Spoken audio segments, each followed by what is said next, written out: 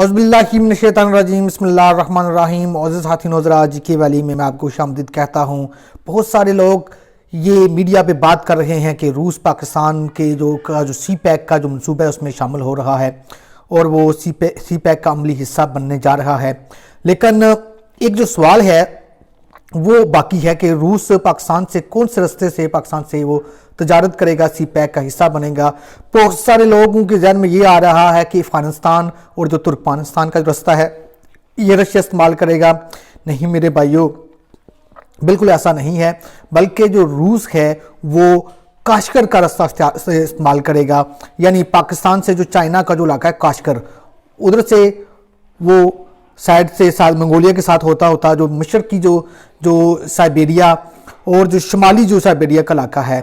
وہ پاکستان کے ساتھ اس کی جو سی پیک میں اس کو وہ انوالو کرے گا۔ اس کے علاوہ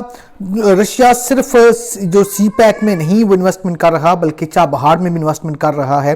اور چابہار کا جو رستہ ہے وہ اس کو ماسکو تک رسائی دے گا، یعنی یہ ایران چابہار سے وہ جائے گے کیسپین سی سے یہ ڈائریکٹ وہ رشیا میں داخل ہوں گے اس کے جہاز، اور رشیا میں وہ ماسکو تک آرام سے پہنچ جائیں گے۔ مطلب یہ ہے کہ رشیا دو جگہوں کو